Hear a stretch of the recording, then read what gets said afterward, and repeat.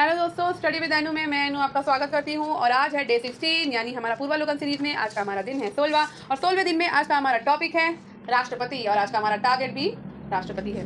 तो ये थोड़ा सा टॉपिक बड़ा है, लेकिन पढ़ना तो है ही। बड़ा इसलिए है क्योंकि ये इंपॉर्टेंट है, राष्ट्रपति से बहुत क्वेश्चन आते हैं। ठीक है, तो थोड़ा सा बड़ा है, बहुत ज़्यादा बड़ा नहीं है। तो चलिए अपने टॉपिक को स्टार्ट करते हैं और फटाफट से अपना कंप्लीट करते हैं। तो आज मैंने मॉडर्न इंडियन हिस्ट्री का भी पूर्वावलोकन सीरीज में 16 कंप्लीट किया था, जिसमें मैंने बंगाल विभाजन कंप्लीट कराया है। तो आपको भी वीडियो जाकर के देख सकते हैं। इससे पहले मैं अपलोड कर चुकी हूँ, आज थोड़ा सा लेट हो गया था, उसके लिए क्षमा चाहती हूँ। और ये भी वीडियो वैसे मैं 5 बजे ही इसको अपलोड कर रही हूँ, लेकिन हो सकता है थोड़ा सा इधर उधर हो जाए। वैसे कोशिश यही है कि 5 बजे तक मैं इसको अपलोड कर दूँ। और अब मैं शुरू करने वाली हूँ क्रॉनिकल का अपना करंट अफेयर। तो करंट अफेयर में मैं क्रॉनिकल की मैगजीन आपको कराऊंगी मई की। तो मई मैगजीन हमें करना है, तो इसलिए मैं उसको भी आज सोच रही हूँ कि अब आपके एक दिन में 3 वीडियो आए, modern Indian history, political science का और आपका करंट का। तो देखते हैं, स्टार्ट करने का सोच रही हूँ कि कल से शुरू हो जाए। थोड़ा आपको ज़्यादा पढ़ना पड़ेगा, लेकिन क्या कर सकते हैं, डेट तो पास है, तो पढ़ाई तो करनी है हमें। तो चलिए टाइम वेस्ट ना करते हुए अपना ही टॉपिक और आज का टारगेट शुरू करते हैं। भारत का राष्ट्रपति देश का प्रथम नागरिक होता है, सभी को पता है। तो जो जो इंपॉर्टेंट होगा मैं उसको मार्क करती जाऊंगी, आप ध्यान से उसको देखेंगे और उस पर थोड़ा सा ध्यान देना है, बस सारा कुछ नहीं करना है हमें। अनुच्छेद 52 के अनुसार भारत का एक राष्ट्रपति होगा।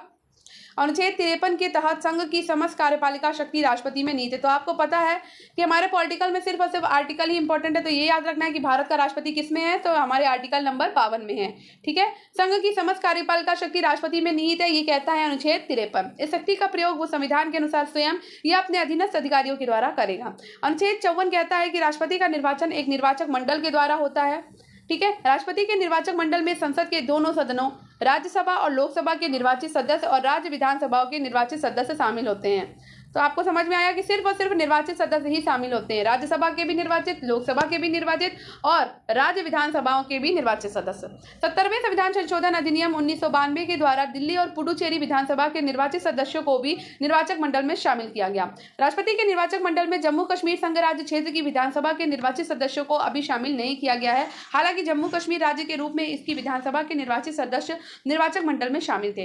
राष्ट्रपति के चुनाव में मनोनीत सदस्य एवं विधान परिषद के सदस्य भाग नहीं लेते हैं। ठीक है, ये बात क्लियर हो गई। अनुच्छेद 55(3) के अनुसार राष्ट्रपति का चुनाव आनुपातिक प्रतिनिधित्व के अनुसार एकल संक्रमणीय मत प्रणाली के द्वारा होता है। ये इंपॉर्टेंट है और ये एक गुप्त मतदान के द्वारा होता है। राष्ट्रपति चुनाव से संबंधित सभी विवादों की जांच और फैसले उच्चतम न्यायालय में होते हैं तथा उसका फैसला अंतिम होता है। राष्ट्रपति के चुनाव का इस आधार पर चुनौती नहीं दी जा सकती कि निर्वाचक मंडल अपूर्ण है। अनुच्छेद 58 में राष्ट्रपति निर्वाचन होने के लिए अहर्ताएं हैं। भारत का नागरिक हो, 35 वर्ष की आयु पूरी कर चुका हो, लोकसभा का सदस्य निर्वाचित होने की योग्यता बताई गई है। राष्ट्रपति के चुनाव में नामांकन के लिए उम्मीदवार में कम से कम कितने होने चाहिए, 50 प्रस्तावक और 50 अनुमोदक। ये याद रखना है, ये इंपॉर्टेंट है। एक सेकंड, 50 प्रस्तावक और 50 अनुमोदक होने चाहिए। अब देखो यहाँ पर दिया हुआ है हमारा भारत के राष्ट्रपति दिए हुए हैं, तो इसको थोड़ा सा छोटा कर लेते हैं और पहले यही पढ़ लेते हैं। ठीक है, क्रमवार इसमें जितने भी दिए हुए हैं उतने पढ़ लेते हैं। तो डॉक्टर राजेंद्र प्रसाद 26 दिन 1950 से बने थे और 1962 तक रहे। कार्यकाल के अनुसार इनका क्रम 1 से 3 यानी कि, और व्यक्ति के अनुसार ये 1 है, यानी कि पहले राष्ट्रपति भी यही रहे, दूसरे राष्ट्रपति भी यही रहे और तीसरे राष्ट्रपति भी यही रहे। लगातार 3 बार राष्ट्रपति बने हैं डॉक्टर राजेंद्र प्रसाद। तो हम यहाँ पे थोड़ा सा एक सेकेंड मेंशन करते हुए चलेंगे। ठीक है, तो राजेंद्र प्रसाद कितनी बार बने हैं, 3 बार बने हैं। ठीक है, लेकिन व्यक्ति के अनुसार ये 1 नंबर के ही हैं। फिर आए हैं डॉक्टर सर्वपल्ली राधाकृष्णन, जो कि 1962 से 1967 तक है, और ये जो हैं चौथे नंबर के क्रम जो है इनका वो चौथा नंबर आएगा। ठीक है, मतलब कि चौथे राष्ट्रपति ये हुए। पहले राजेंद्र प्रसाद हुए, फिर दूसरे भी राजेंद्र प्रसाद हुए, फिर तीसरे भी राजेंद्र प्रसाद और चौथी बार राष्ट्रपति बने हैं डॉक्टर सर्वपल्ली राधाकृष्णन। इस तरह से होगा और व्यक्ति के अनुसार इनका नंबर है दूसरा। फिर आते हैं डॉक्टर जाकिर हुसैन। तो 5वीं राष्ट्रपति कौन बने, तो 5वीं बार जब राष्ट्रपति का चुनाव हुआ तो जाकिर हुसैन बने हैं 5वें, और वैसे इनका क्रम कौन सा है, तीसरा है। ठीक है, फिर उसके बाद वारागिरी वेंकटगिरी कार्यवाहक बने, फिर न्यायमूर्ति मोहम्मद हिदायतुल्लाह कार्यवाहक बने, फिर वारागिरी वेंकटगिरी फिर से राष्ट्रपति बने, लेकिन फिर इनका क्रम कितना हो गया, छठा। ठीक है, 6 नंबर पर। फरुखुद्दीन अली अहमद हुए 7वें नंबर के, व्यक्ति में 5वें नंबर पे हैं। बीडी जत्ती कार्यवाहक राष्ट्रपति बने 1977 में। फिर उसके बाद नीलम संजीव रेड्डी राष्ट्रपति बने 1977 से 1982 तक, और ये रहे हैं 8वें और व्यक्ति के रूप में छठे। ज्ञानी जैल सिंह रहे 1982 से 1987 तक, ये रहे 9वें और व्यक्ति के रूप में ये रहे हैं 7वें। आर वेंकटरमन 1987 से 1992 तक रहे और ये रहे हैं 10वें और व्यक्ति के अनुसार रहे हैं ये 8वें। ठीक है, आगे बढ़ते हैं। आर वेंकटरमन 1987 से 1992 तक रहे, व्यक्ति के अनुसार ये रहे हैं 8वें और वैसे रहे हैं 10वें नंबर पे। डॉक्टर शंकर दयाल शर्मा 11वें नंबर के राष्ट्रपति बने और व्यक्ति के अनुसार ये 9वें नंबर के हैं। KR नारायण 1997 से 2002 में 12वें नंबर के राष्ट्रपति बने और व्यक्ति के तौर पे 10वें हैं। अब्दुल कलाम जी 2002 से 2007 तक राष्ट्रपति रहे, ये 13वें नंबर के राष्ट्रपति थे और व्यक्ति के अनुसार ये 11वें नंबर के थे।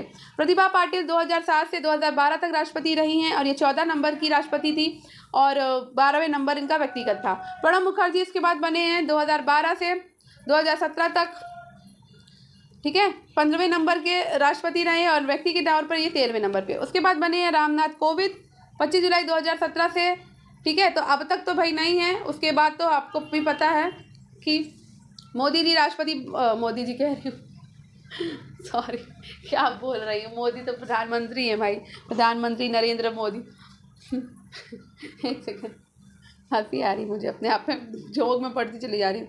तो भाई रामनाथ कोविंद 25 जुलाई 2017 से राष्ट्रपति बने और आपको पता है कि अब राष्ट्रपति चेंज हो चुके हैं और ये 16वें नंबर के राष्ट्रपति थे और 14वें नंबर पे इनका क्रम था। तो अब वर्तमान के राष्ट्रपति आपको बताने हैं कि वर्तमान में राष्ट्रपति कौन है, तो ये आप बताएंगे मुझे कमेंट बॉक्स में, ठीक है। अब मैं वर्तमान वाले तो भाई आपको पता होने चाहिए, तो वो बताइए, ठीक। मेरे मुंह से नरेंद्र मोदी निकल गया था, तो वर्तमान राष्ट्रपति बताइए किस समय वर्तमान में कौन राष्ट्रपति है, रामनाथ कोविंद ही है या कोई और बन चुके हैं, ठीक।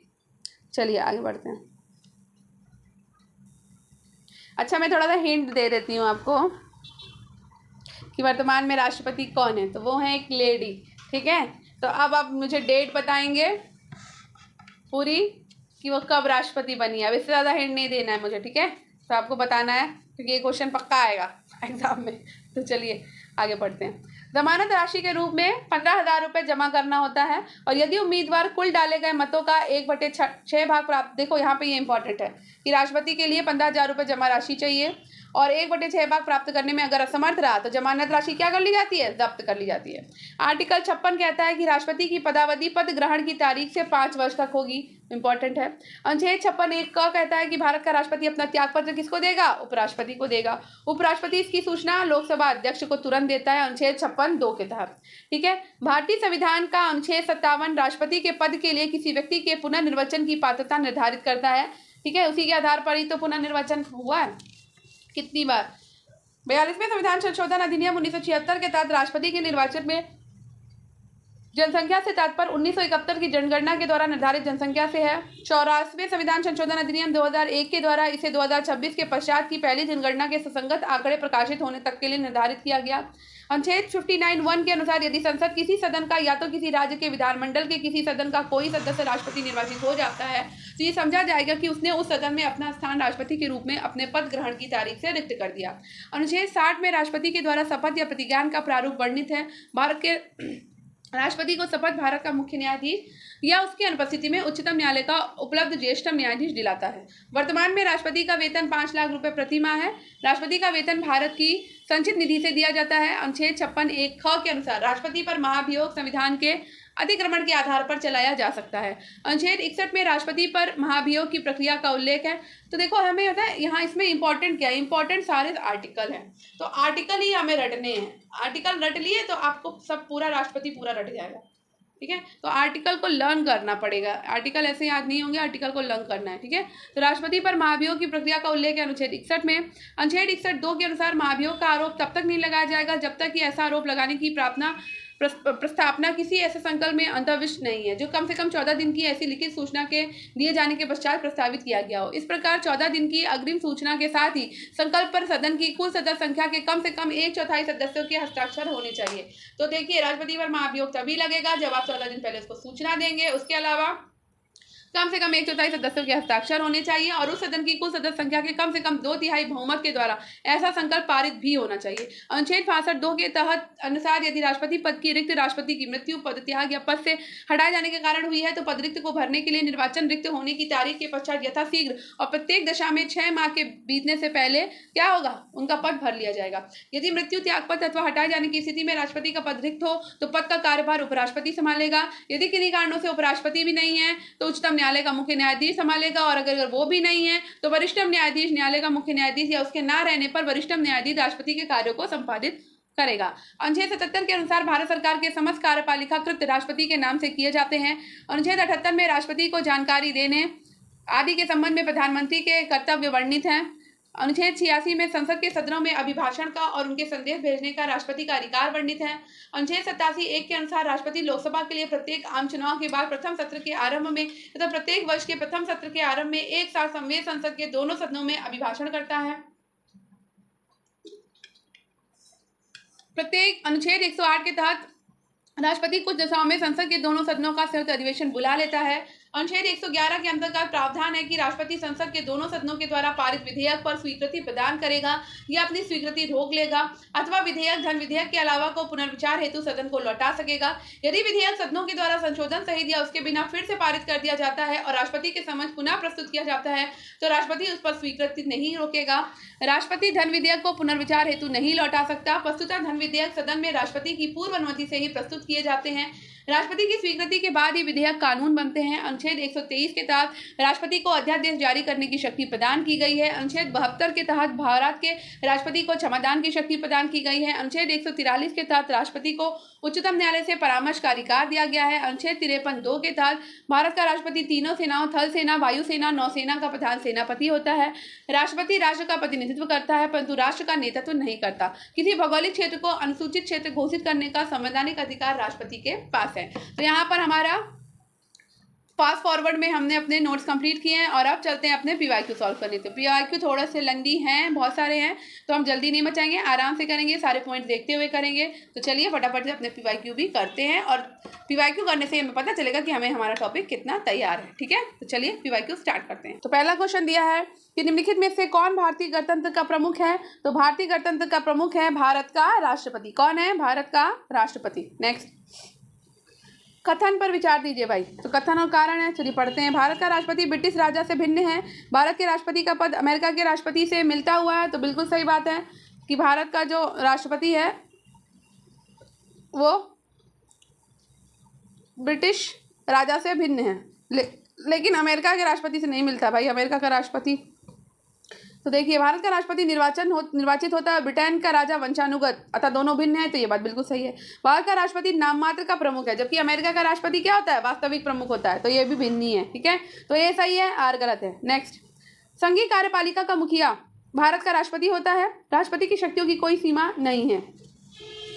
तो भाई देखो, अनुच्छेद 53 कहता है, कौन सा अनुच्छेद कहता है? अब यहाँ पे ध्यान से सुनिए। तो अनुच्छेद 53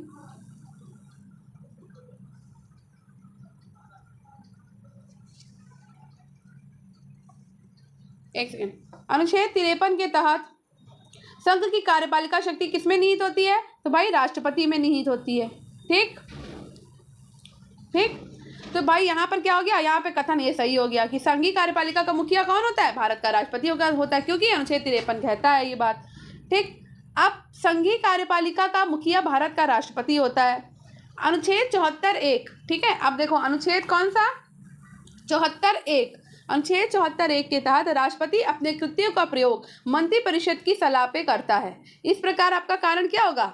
आर गलत होगा कि राष्ट्रपति की शक्तियों की कोई सीमा नहीं। भाई सीमा तो है, क्योंकि वो मंत्रिपरिषद की सलाह पे काम करता है। ठीक, तो इस प्रकार आर आपका गलत हो जाएगा, क्योंकि राष्ट्रपति की शक्तियों पर संविधान के अंतर्गत सीमाएं अध्यारोपित की गई हैं। ठीक है, नेक्स्ट क्वेश्चन पे चलें। भारत के राष्ट्रपति अपनी शक्तियों का प्रयोग करते हैं तो सीधे अथवा अपने अधीनस्थ अधिकारियों के द्वारा। ठीक है, भारतीय संविधान के अनुसार भारत का एक राष्ट्रपति होगा। और ये बात कौन कहता है? तो ये बात कहता है अनुच्छेद 52, जिसमें संघ की कार्यपालिका शक्ति निहित होगी और वो इसका प्रयोग इस संविधान के अनुसार स्वयं या अपने अधीनस्थ अधिकारियों के द्वारा करेगा। और ये बात कौन कहता है? तो ये बात कहता है अनुच्छेद 53(1). ठीक है, नेक्स्ट, भारत का कार्यपालिका अध्यक्ष कौन है? तो भारत का कार्यपालिका अध्यक्ष है आपका राष्ट्रपति। ठीक,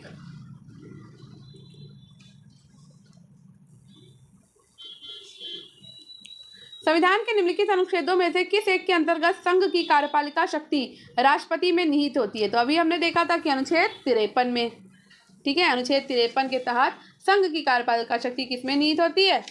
तो राष्ट्रपति में निहित होती है। अच्छा बताओ कि अनुच्छेद 52 क्या कहता है? तो अनुच्छेद 52 कहता है कि भारत का एक राष्ट्रपति होगा। ठीक है, अनुच्छेद 52 के तहत, एक सेकेंड, भारत का एक राष्ट्रपति होगा।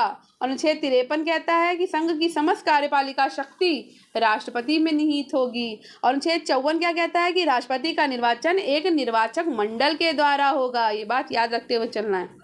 नेक्स्ट, भारतीय संविधान में समस्त कार्यपालिका शक्ति निहित है। तो किसमें निहित है भाई? तो भाई वो राष्ट्रपति में निहित है, अभी पढ़ा हमने। भारतीय संविधान में केंद्रीय सरकार की अधिशासी शक्तियों को किसमें निहित किया गया? तो भाई भारत के राष्ट्रपति में निहित किया गया है, अभी हमने पढ़ा है। नेक्स्ट, अब भाई कथन और कारण है। संघ की कार्यपालिका शक्ति भारत के राष्ट्रपति में निहित है। तो भाई अभी हम बार बार यही बात पढ़ रहे हैं कि निहित है। तो कौन से अनुच्छेद के तहत निहित है? तो भाई 53 के तहत निहित है। कार्यपालिका शक्तियां सरकार का व्यवसाय चलाने से संबंधित है। तो भाई ये बात हमें ठीक से बतानी है कि क्या ये व्यवसाय चलाने से संबंधित है। तो अब बताओ, तो ए कथन ए तो भाई हमारा सही है और कारण आर सही है क्या? तो कहना है इनका कि ए और आर दोनों सत्य है, परंतु आर स्पष्टीकरण नहीं है ए का। ठीक, नेक्स्ट लिखा है रक्षा बलों का सर्वोच्च कमांडर राष्ट्रपति में निहित है। तो भाई बिल्कुल सही बात है कि राष्ट्रपति में निहित है। ठीक, तो कथन सही है। कारण है कि प्रधान सेनापति ही की हैसियत से राष्ट्रपति की शक्तियां विधायी नियंत्रण से स्वतंत्र हैं। तो भाई ये तो मुझे गलत लग रहा है, तो ए सही है और आर आपका गलत है। ठीक, अब देखो यहाँ डिस्क्रिप्शन दिया है कि संविधान का अनुच्छेद 53(2) के अधीन संघ के रक्षा बलों का सर्वोच्च समादेश राष्ट्रपति में निहित है, परंतु इसका प्रयोग विधि के द्वारा विनियमित होने की बात कही गई है। इस प्रकार प्रश्न का कथन तो सही है, परंतु कारण इसका गलत है। नेक्स्ट, वो राष्ट्र का प्रतिनिधित्व करता है परंतु राष्ट्र का नेतृत्व नहीं करता। ये किस पर लागू होता है? तो ये लागू होता है आपका राष्ट्रपति पर, है ना। भारत के राष्ट्रपति का निर्वाचन किस प्रकार होता है? तो हम पढ़ चुके हैं कि अप्रत्यक्ष मतदान से होता है, एकल संक्रमणीय मत प्रणाली के द्वारा। तो भारत में राष्ट्रपति का निर्वाचन आनुपातिक प्रतिनिधित्व पद्धति के अनुसार एकल संक्रमणीय मत प्रणाली के द्वारा होता है और ऐसे निर्वाचन में मतदान क्या होता है? गुप्त होता है। ठीक है, तो अनुच्छेद 54, कौन सा अनुच्छेद? अनुच्छेद 54 कहता है कि निर्वाचक गणों में संसद के दोनों सदनों के निर्वाचित सदस्य और राज्य विधानसभाओं के निर्वाचित सदस्य तथा दिल्ली और पुडुचेरी विधानसभाओं के निर्वाचित सदस्य शामिल होते हैं, अर्थात जनता राष्ट्रपति के निर्वाचन में प्रत्यक्ष भाग नहीं लेती। इस प्रकार राष्ट्रपति का निर्वाचन कैसा होता है? अप्रत्यक्ष होता है। ठीक, तो भाई दोनों सदनों के निर्वाचित सदस्य भाग लेते हैं, प्लस विधानसभाओं के निर्वाचित सदस्य भाग लेते हैं, प्लस दिल्ली और पुडुचेरी की विधानसभाओं के निर्वाचित सदस्य भाग लेते हैं। नेक्स्ट, भारत का कथन और कारण। ठीक है, तो भारत का राष्ट्रपति अप्रत्यक्ष निर्वाचन से चुना जाता है। तो बिल्कुल सही बात है भाई, भारत का राष्ट्रपति अप्रत्यक्ष निर्वाचन से चुना जाता है। अब कारण कहता है कि एक निर्वाचक मंडल की व्यवस्था है जो संसद के दोनों सदनों और राज्यों की विधानसभाओं के निर्वाचित सदस्यों को मिलाकर बनता है। तो ये भाई ये भी बात एकदम सही है। तो यहाँ पे हमारे दोनों ही सही है, तो ए और आर दोनों सही हैं और ए का सही स्पष्टीकरण आपका आर है। बाद में राष्ट्रपति का चुनाव किया जाता है। तो भाई चुनाव तो किया जाता है, लेकिन एकल हस्तांतरणीय मत प्रणाली के द्वारा किया जाता है और अनुपातिक मत प्रणाली के द्वारा किया जाता है। तो ये दोनों ही ऑप्शन सही हैं। राष्ट्रपति के निर्वाचक मंडल के सदस्य होते हैं। तो अभी हम इतनी बार पढ़ चुके हैं, अब हमें सदस्य बताने हैं। तो पहले तो ये बात दिया जाती है कि संविधान का अनुच्छेद जो 54 है वो कहता है कि राष्ट्रपति के निर्वाचक मंडल के सदस्यों का प्रावधान होगा। ठीक है, तो ये बात आपकी अनुच्छेद 54 में दी है कि निर्वाचक मंडल में आपके सदस्यों का प्रावधान है। तो अब पढ़ते हैं, तो संसद के दोनों सदनों के निर्वाचित सदस्य शामिल होते हैं, बिल्कुल। राज्य विधानमंडलों के दोनों सदनों के निर्वाचित सदस्य शामिल होते हैं, नहीं। राज्य विधानसभा के निर्वाचित सदस्य शामिल होते हैं, दोनों सदनों के निर्वाचित सदस्य शामिल नहीं होते हैं। ठीक है, राज्य की विधानसभाओं के निर्वाचित सदस्य शामिल होते हैं इसमें। दिल्ली और पुडुचेरी सभी राज्यों की विधानसभाओं के निर्वाचित सदस्य शामिल होते हैं। तो हाँ ये होते हैं। ठीक है, दिल्ली और पुडुचेरी विधानसभाओं के निर्वाचित सदस्य तो ये भी शामिल होते हैं। ठीक है, तो आपका 1, 3 और 4 सही होगा, डी ऑप्शन। ठीक है, नेक्स्ट, भारतीय संविधान के 70वें संशोधन के द्वारा भारत के राष्ट्रपति के चुनाव में जिन 2 केंद्र शासित प्रदेशों को भाग लेने का अधिकार दिया गया, तो वही कौन कौन से थे? तो वो था आपका दिल्ली और पुडुचेरी, ठीक है, यही दोनों भाग ले रहे हैं। कौन भारत के राष्ट्रपति के निर्वाचन हेतु निर्वाचक गण में सम्मिलित नहीं है? तो अब यहाँ है, अगर हमें पता है कि कौन कौन सम्मिलित है तो हम असम्मिलित भी निकाल लेंगे। तो लोकसभा के निर्वाचित सदस्य भाई शामिल हैं, राज्यसभा के निर्वाचित सदस्य शामिल हैं, राज्य की विधानसभा के निर्वाचित सदस्य शामिल हैं, राज्य की विधान परिषदों के निर्वाचित सदस्य तो भाई यही शामिल नहीं है, ठीक है। तो यहाँ पे ऑप्शन आपका डी आ जाएगा। निम्नलिखित में से कौन राष्ट्रपति के निर्वाचन हेतु निर्वाचक गण के सदस्य हैं? तो संसद के दोनों सदनों के सभी सदस्य नहीं, निर्वाचित सदस्य, सभी सदस्य नहीं। राज्य विधानसभाओं के सभी निर्वाचित सदस्य तो हाँ भाई ये तो है। संघ राज्य क्षेत्रों की विधानसभाओं के सभी निर्वाचित सदस्य तो ये भी है। सभी राज्यपाल तथा उपराज्यपाल, तो सभी राज्यपाल और उपराज्यपाल, तो यहाँ पे स्टार लग गया भाई क्वेश्चन में।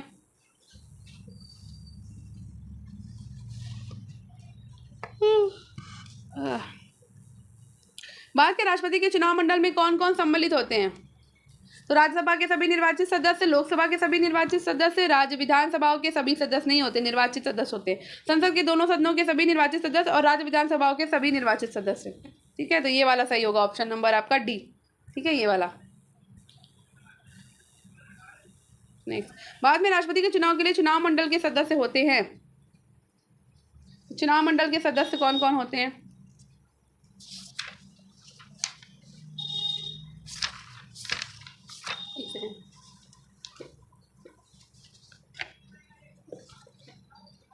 हाँ, क्वेश्चन है, भारत के राष्ट्रपति के चुनाव के लिए चुनाव मंडल के सदस्य होते हैं। तो लोकसभा के चुने हुए सदस्य होते हैं यानी कि निर्वाचित, राज्यसभा के चुने हुए सदस्य होते हैं और राज्य विधानसभा के चुने सदस्य होते हैं। राज्य विधान परिषद के चुने हुए सदस्य नहीं होते हैं, ठीक है। नेक्स्ट, भारत के राष्ट्रपति चुने जाते हैं राज्यसभा, लोकसभा और राज्यों की विधानसभाओं के निर्वाचित सदस्यों के द्वारा, ठीक है। नेक्स्ट, भारत का राष्ट्रपति चुना जाता है संसद एवं राज्य विधानसभा के, तो भाई ये गलत है, इसमें ऑप्शन ही आपका नहीं आ रहा है कोई भी, ये क्वेश्चन ही रॉन्ग है, ऑप्शन नहीं दिया हुआ है ठीक से। निम्नलिखित में से कौन राष्ट्रपति के चुनाव प्रकरण के लिए सही नहीं है? तो राष्ट्रपति के चुनाव प्रकरण के लिए क्या सही नहीं है भाई? तो पढ़ो और बताओ।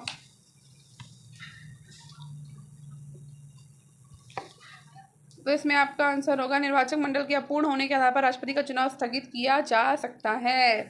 ये बात एकदम सही है, ठीक है। नेक्स्ट क्वेश्चन पे चलते हैं नेक्स्ट क्वेश्चन पे। नेक्स्ट है, भारत के राष्ट्रपति के उम्मीदवार के प्रस्ताव का अनुसमर्थन किया जाना चाहिए कम से कम कितने? तो हमने पढ़ा था 50 प्रस्तावक होने चाहिए और 50 अनुमोदक होने चाहिए, ठीक है। तो यहाँ पे ऑप्शन नहीं दिया लेकिन मैं आपको बता रही हूँ। नेक्स्ट, निम्न कथनों पर विचार कीजिए। भारत में राष्ट्रपति चुनाव के निर्वाचक मंडल में, तो हमें पता है कि भारत के राष्ट्रपति के निर्वाचक मंडल में क्या होता है? तो एक निर्वाचक संसद सदस्य के मत का मूल्य कैसे होता है? तो सभी निर्वाचित विधानसभा सदस्यों के कुल मान निर्वाचित संसद सदस्यों की कुल संख्या का, ठीक है। तो आपका केवल 2 होगा इसमें आंसर। नेक्स्ट, भारत के राष्ट्रपति के निर्वाचन के संदर्भ में निम्नलिखित कथनों पर विचार कीजिए। तो निम्नलिखित कथनों पर विचार करिए और इसमें ऑप्शन आपका आएगा केवल ए, ठीक है। तो प्रत्येक एमएलए के वोट का मूल्य अलग अलग राज्य में क्या होता है? अलग अलग होता है, ठीक है। नेक्स्ट, राष्ट्रपति के निर्वाचन में राज्य का मुख्यमंत्री मतदान करने के लिए पात्र नहीं होता यदि वो राज्य विधानमंडल में उच्च सदन का सदस्य हो, तो वो आपका क्या होगा? पात्र नहीं होगा। नेक्स्ट, भारत के राष्ट्रपति के चुनाव में राज्य की विधानसभा के प्रत्येक निर्वाचित सदस्य के वोटों की संख्या उस राज्य की जनसंख्या की विधानसभा की कुल निर्वाचित सदस्य संख्या के द्वारा विभाजित कर प्राप्त भागफल की 1000 के गुणकों के बराबर होती है। वर्तमान स्थिति 1997 में जनसंख्या के साथ तात्पर्य किस वर्ष से है? तो ये 12 कौन सा वर्ष है? 1971 की जनगणना से है, ठीक है। नेक्स्ट, राष्ट्रपति के उम्मीदवार के लिए क्या आवश्यक नहीं है? तो राष्ट्रपति के उम्मीदवार के लिए संसद चुने जाने की योग्यता रखता हो, क्या है वो पढ़ा लिखा हो, ये आवश्यक नहीं। 35 वर्ष की आयु होनी चाहिए, सांसद चुने जाने की योग्यता होनी चाहिए, देश का नागरिक होना चाहिए वो, ठीक है। नेक्स्ट, भारतीय राष्ट्रपति के विषय में निम्नलिखित कथनों पर विचार कीजिए। तो उससे भारत का जन्मा नागरिक होना चाहिए, तो ऐसा ज़रूरी नहीं है, ठीक है। तो ये आपका रॉन्ग हो जाएगा। उसे 35 वर्ष की उम्र पूरी कर लेनी चाहिए, तो भाई ये सही है। उसे संसद का सदस्य निर्वाचित होने की योग्यता रखनी चाहिए, तो ये भी सही नहीं है, ठीक है। आपका इसमें सिर्फ बी ऑप्शन वाला 2 नंबर सही होगा, क्योंकि उसे लोकसभा का सदस्य होना चाहिए, ठीक है। दोनों सदन की बात नहीं है। एक सांसद अथवा विधानसभा का सदस्य राष्ट्रपति निर्वाचित हो सकता है, परंतु एक निर्वाचित होने के उपरांत उसकी सदस्यता उसे क्या करनी पड़ेगी? छोड़नी पड़ेगी, ठीक है। नेक्स्ट, भारतीय संविधान का कौन सा अनुच्छेद राष्ट्रपति के पद के लिए पुनर्निर्वाचन की योग्यता निर्धारित करेगा? तो ये करेगा अनुच्छेद 57। ठीक है। नेक्स्ट, अगर भारत के राष्ट्रपति के चुनाव में कोई विवाद है तो इस विवाद को सौंपा जा सकता है किसे? केवल और केवल भारत के सर्वोच्च न्यायालय यानी कि सुप्रीम कोर्ट को। राष्ट्रपति 5 वर्ष तक अपने पद पे रहता है अपने पद ग्रहण करने के दिन से। ठीक है। नेक्स्ट, भारत के राष्ट्रपति अपना त्यागपत्र किसको संबोधित करके देते हैं? तो हम पढ़ चुके हैं कि उपराष्ट्रपति को देते हैं। ठीक है। भारत का राष्ट्रपति अपना त्यागपत्र किसको सौंपता है? तो भारत के उपराष्ट्रपति को सौंपता है। भारत के राष्ट्रपति को उसके पद से हटाया जा सकता है किसके द्वारा? तो संसद के द्वारा। ठीक है। वो भी आपको महाभियोग प्रस्ताव लाना होगा तभी आप हटा सकते हैं। नेक्स्ट, भारतीय संविधान के किस अनुच्छेद के तहत राष्ट्रपति पर महाभियोग लगाया जा सकता है? तो अनुच्छेद 61 के द्वारा राष्ट्रपति पर महाभियोग लगाया जा सकता है। भारत के राष्ट्रपति को महाभियोग द्वारा हटाने की प्रक्रिया किसमें है? तो अनुच्छेद 61 में है। ठीक है। नेक्स्ट, भारत के राष्ट्रपति को कार्य अवधि की समाप्ति से पूर्व भी पद से हटाया जा सकता है किसके द्वारा? तो महाभियोग के द्वारा। ठीक है।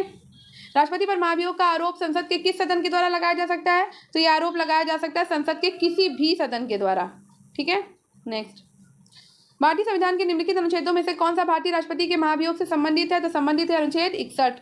नेक्स्ट, भारत के राष्ट्रपति पर महाभियोग लगाने का अधिकार किसे है? तो संसद के दोनों सदनों को महाभियोग लगाने का अधिकार है। नेक्स्ट, संविधान के उल्लंघन के आधार पर राष्ट्रपति के विरुद्ध किसके द्वारा महाभियोग लगाया जा सकता है? तो संसद के दोनों सदनों के द्वारा महाभियोग लगाया जा सकता है। नेक्स्ट, भारत के राष्ट्रपति पर महाभियोग चलाने के लिए कम से कम कितने दिन पूर्व की सूचना देनी होगी? तो 14 दिन पूर्व उसको सूचना देनी पड़ती है। नेक्स्ट, कौन सा भारत के राष्ट्रपति के निर्वाचक गण का तो भाग है परंतु उसके महाभियोग अधिकरण का भाग नहीं है? तो वो है राज्य की विधानसभाएं। ठीक है। नेक्स्ट, भारत के राष्ट्रपति के महाभियोग की प्रक्रिया क्या है? तो ये एक आपकी अर्ध न्यायिक प्रक्रिया है। ठीक है। राष्ट्रपति का रिक्त स्थान भर लिया जाना चाहिए कितने दिन में? तो 6 महीने के अंदर रिक्त स्थान इसका भर लिया जाना चाहिए। पदासीन राष्ट्रपति की पदावधि की समाप्ति से भिन्न किसी कारण से उत्पन्न होने वाली रिक्ति की दशा में रिक्ति भरने के लिए निर्वाचन आवश्यक हो जाना चाहिए रिक्त होने की तिथि से 6 महीने के भीतर। ठीक है। भारत के राष्ट्रपति की मृत्यु, पदत्याग तथा हटाए जाने पर पद में हुई रिक्ति को भरने की समय सीमा क्या है? तो ये आपकी 6 महीने की समय सीमा है। जब राष्ट्रपति मृत्यु, त्यागपत्र, प्रतिच्युत या अन्य कारणों से अपने कर्तव्यों को नहीं निभा सकता तो उपराष्ट्रपति कितने समय तक राष्ट्रपति के रूप में काम करेगा? तो ये भी आपका काम करेगा कितने दिन तक? तो 6 महीने तक काम करेगा। ठीक है। यदि मृत्यु, त्यागपत्र हटाए जाने की स्थिति में भारत के राष्ट्रपति का पद रिक्त हो जाए तो उस पद का कार्यभार कौन संभालेगा? तो भाई उपराष्ट्रपति संभालेगा। उपराष्ट्रपति नहीं है तो मुख्य न्यायाधीश संभालेंगे। ठीक है। यदि भारत के राष्ट्रपति का पद रिक्त हो जाए और कोई राष्ट्रपति भी ना हो तब कौन कार्यवाहक राष्ट्रपति बनेगा? तो भाई सर्वोच्च न्यायालय का मुख्य न्यायाधीश बनेगा। ठीक है। और अगर ये भी नहीं है तो वरिष्ठतम न्यायाधीश बनेगा। यदि राष्ट्रपति, उपराष्ट्रपति का पद खाली हो तो भारत के राष्ट्रपति के पद पर कौन बैठेगा? तो बैठेंगे भारत के मुख्य न्यायाधीश। ठीक है। नेक्स्ट, यदि भारत में राष्ट्रपति, उपराष्ट्रपति का पद एक ही समय पर बिंदु पर खाली हो जाता है तो राष्ट्रपति का पद अस्थायी तौर पर निम्नांकित अधिकारी के द्वारा धारण किया जाएगा। तो वो कौन है? तो वो है सर्वोच्च न्यायालय के मुख्य न्यायाधीश। अपने कार्यकाल के दौरान भारत के राष्ट्रपति के विरुद्ध किसी भी न्यायालय में मुकदमा नहीं चलाया जा सकता। राष्ट्रपति का पद संविधान के ऊपर होता है। नेक्स्ट, भारतीय संविधान के निम्नलिखित में से किस एक संशोधन के द्वारा राष्ट्रपति की कोई भी मामला मंत्रिपरिषद के द्वारा पुनर्विचार किए जाने के लिए वापस भेजने का अधिकार दिया गया? तो वो है 44वां संशोधन। राष्ट्रपति लोकसभा को कब भंग कर सकते हैं? तो राष्ट्रपति लोकसभा को केंद्रीय मंत्रिमंडल की अनुशंसा पर भंग कर सकते हैं। नेक्स्ट, भारत के राष्ट्रपति की अनुशंसा पर लोकसभा को भंग कर सकते हैं तो मंत्रिपरिषद की अनुशंसा पर लोकसभा भंग की जा सकती है। लोकसभा राज्यसभा की संयुक्त बैठक किसके द्वारा आयोजित की जाती है? तो राष्ट्रपति के द्वारा आयोजित की जाती है। ठीक है। आहूत। नेक्स्ट, अनुच्छेद 108 के अंतर्गत लोकसभा राज्यसभा की संयुक्त बैठक आहूत की जाती है किसके द्वारा? तो राष्ट्रपति के द्वारा आहूत की जाती है। अभी पढ़ा हमने। भारतीय संसद का संयुक्त अधिवेशन कौन एक बुला सकता है? तो संयुक्त अधिवेशन सिर्फ और सिर्फ राष्ट्रपति बुलाते हैं। ठीक है। कौन सी अभिव्यक्ति भारत के संविधान के अनुच्छेद 108 के अंतर्गत दोनों सदनों की संयुक्त बैठक आहूत करने की सूचना से संबंधित है? तो वो है राष्ट्रपति का आशय। भारत के राष्ट्रपति से संबंधित निम्नलिखित कथनों में से कौन सा एक सही नहीं है? तो वो संसद का एक संगठक भाग है, वो दोनों सदनों में चर्चा में भाग लेता है, तो वो दोनों चर्चा में भाग लेता है, ये आपका सही नहीं है। ठीक है। और वो प्रत्येक वर्ष दोनों सदनों की संयुक्त बैठक को संबोधित करता है, ये सही है। वो किन्हीं परिस्थितियों में अध्यादेश लागू कर सकता है, ये भी सही है। ठीक है। नेक्स्ट, राष्ट्रपति संसद का भाग है, बिल्कुल। संसद के दोनों सदनों के द्वारा पारित विधेयक बिना राष्ट्रपति की स्वीकृति के कानून नहीं बन सकते, तो ये भी बात बिल्कुल सही है। एक विधेयक जो संसद में प्रस्तुत किया जाता है कौन सी क्रिया के बाद अधिनियम बन जाता है? तो राष्ट्रपति जब अपनी सहमति देते हैं तो उसके बाद वो क्या बन जाता है? आपका अधिनियम बन जाता है। ठीक है। और नहीं देंगे तो अधिनियम नहीं बनता। भारत के राष्ट्रपति ने जिस एकमात्र मामले में अपने वीटो की शक्ति का प्रयोग किया था वो था भारतीय डाक पर संशोधन विधेयक। इस पर वीटो की शक्ति हुई थी। ठीक है। किस राष्ट्रपति ने एक शक्ति का प्रयोग किया था जिसे संवैधानिक शब्दावली में जे भी निषेधाधिकार कहा जाता है? तो वो है ज्ञानी दयाल सिंह, इन्होंने की थी। डाक विधेयक पर। भारतीय संविधान के किस अनुच्छेद के अंतर्गत राष्ट्रपति संसद के दोनों सदनों के द्वारा किसी बिल पर अपनी स्वीकृति रोक सकते हैं? तो वो है अनुच्छेद 111। नेक्स्ट, जब कोई विधेयक संसद के दोनों सदनों के द्वारा पारित कर दिया गया है तो निम्नलिखित में से किसको उस विधेयक पर अनुमति रोकने का अधिकार प्राप्त है? तो वो प्राप्त है आपको राष्ट्रपति को। कौन सी राष्ट्रपति की स्वविवेकी शक्तियां हैं? तो राष्ट्रपति की स्वविवेकी शक्तियां हैं आपकी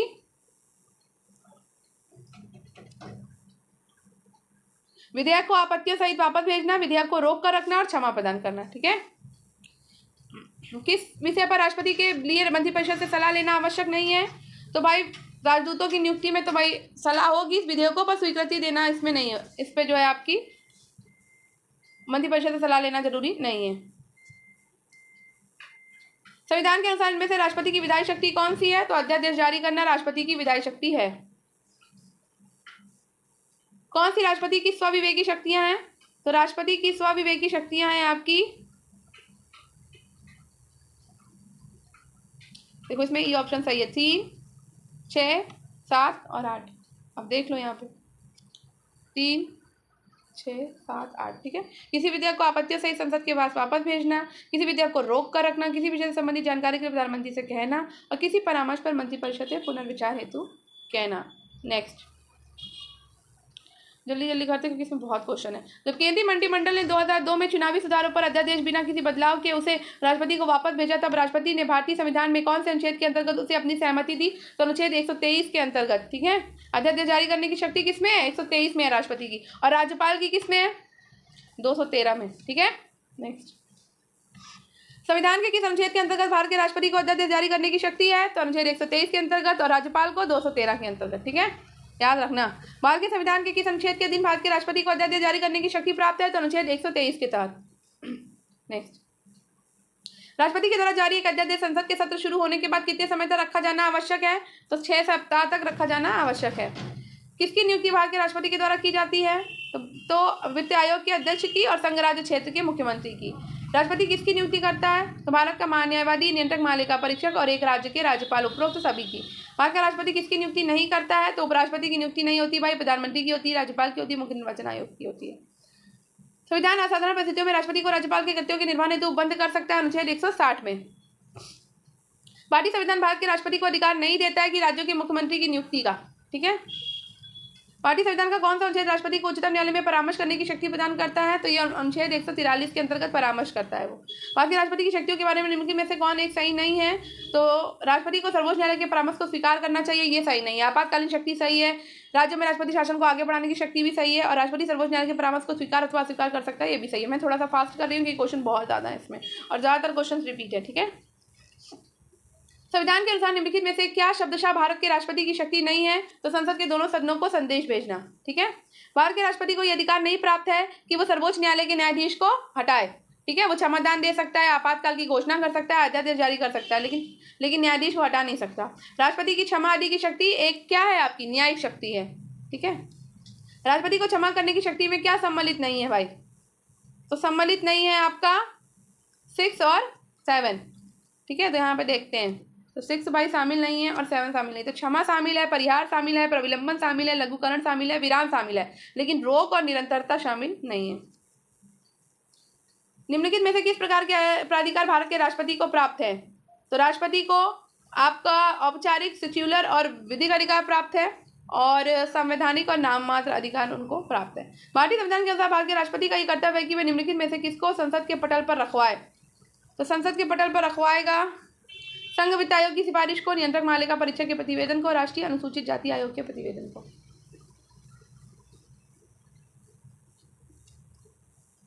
कौन सा संवैधानिक विशेषाधिकार राष्ट्रपति का नहीं है? तो वित्तीय पुल को पुनर्विचार हेतु लौटाना। कौन किसी भौगोलिक क्षेत्र को अनुसूचित घोषित करने का संवैधानिक अधिकार किसको है? तो वो है राष्ट्रपति को। संसद के लिए राष्ट्रपति का अभिभाषण कौन तैयार करता है? संसद के लिए राष्ट्रपति का अभिभाषण केंद्रीय मंत्रिमंडल तैयार करती है। भारत के प्रथम राष्ट्रपति राजेंद्र प्रसाद किस राज्य से थे? तो वो थे बिहार राज्य से। स्वतंत्र भारत के प्रथम राष्ट्रपति थे बिहार से। 2 अवधि के लिए भारत के राष्ट्रपति कौन थे? तो 2 अवधि के लिए भारत के राष्ट्रपति थे डॉक्टर राजेंद्र प्रसाद। भारत के चौथे राष्ट्रपति थे श्री वी वी गिरी। सर्वसम्मति से निर्वाचित भारत के राष्ट्रपति थे अन्न संजीव रेड्डी। भारतीय उपराष्ट्रपति के सर्वसम्मति से चुने जाने का अभी तक एकमात्र उदाहरण क्या है? तो एकमात्र उदाहरण है आपके नीलम संजीव रेड्डी। अब यहाँ पे भाई हमें थोड़ा सा मिलान करना है।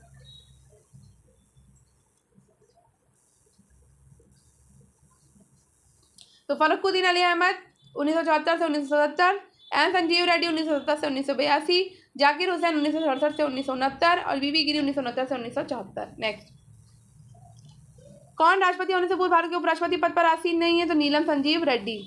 भारतीय राष्ट्रपति लोकसभा अध्यक्ष भी रहे हैं, तो वो है नीलम संजीव रेड्डी। निम्नलिखित भारत के राष्ट्रपतियों में कौन दार्शनिक राजा अथवा दार्शनिक शासक के रूप में जाना जाता है? तो जाने जाते हैं डॉक्टर राधाकृष्णन। भारत के निम्नलिखित राष्ट्रपतियों में से कौन ट्रेड यूनियन आंदोलन से संबद्ध रहा है? तो वो है वीवी गिरी। ठीक है, नेक्स्ट, भारत के किस राष्ट्रपति को मिसाइल मैन की संज्ञा दी जाती है? तो सबको पता है डॉक्टर एपीजे अब्दुल कलाम को।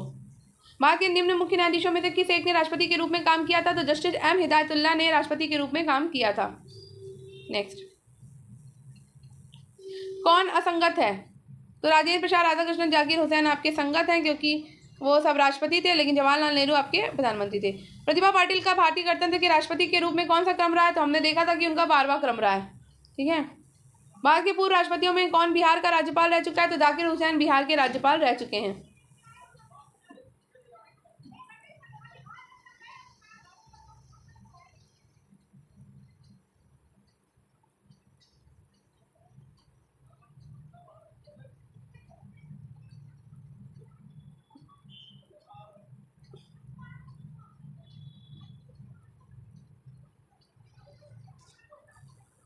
कौन से राष्ट्रपति सर्वोच्च न्यायालय में उपस्थित हुए थे जब सर्वोच्च न्यायालय राष्ट्रपति के निर्वाचन विवाद की सुनवाई कर रहा था? तो वो थे बीबी गिरी। नेक्स्ट, राष्ट्रपति भवन को डिजाइन किसने किया? तो ये क्वेश्चन बहुत बार आ चुका है। राष्ट्रपति भवन को एडविन लुटियंस के द्वारा डिजाइन किया गया था। नेक्स्ट, तो यहाँ पे हमारा टॉपिक खत्म होता है और अब हम कल करेंगे उपराष्ट्रपति। तो आज का थोड़ा सा लेंदी था, तो इस वजह से मैंने वीडियो लंबा हो रहा था, तो मैंने थोड़ा फास्ट फॉरवर्ड में आपको करा दिया है। तो राष्ट्रपति हमारा बहुत इंपॉर्टेंट है, तो आपको बहुत ध्यान से सारे क्वेश्चन को करते हुए चलना है। और नोट्स में सारी चीजें थी, तो इसलिए मैंने थोड़ा पीवाईक्यू फास्ट में करा दिया, क्योंकि नोट्स हम ऑलरेडी पढ़ चुके हैं। तो बस 2-3 बार इस वीडियो को देख लीजिए, पढ़ लीजिए, और आपको आपका राष्ट्रपति का टॉपिक तैयार हो जाएगा। तो अब हम कल आएंगे उपराष्ट्रपति पे। ठीक है, तो ये जल्दी आपका 5 बजे वीडियो अपलोड हो जाएगा, और अभी थोड़ी देर में से पहले आप देख लीजिएगा इंडियन, आपकी मॉडर्न इंडियन हिस्ट्री। उसका थोड़ा लेट हो गया है, लेकिन उसे भी देख लीजिएगा आज। ठीक है, तो धन्यवाद, आपका दिन शुभ हो। वीडियो थोड़ा सा भी आपको अच्छा लगा हो तो वीडियो को लाइक, शेयर और कमेंट करें, और वीडियो को जिसको भी हेल्पफुल हो अगर आपके लिए, तो दूसरों की हेल्प के लिए भी उसे फॉरवर्ड करें और शेयर करें। थैंक यू, धन्यवाद।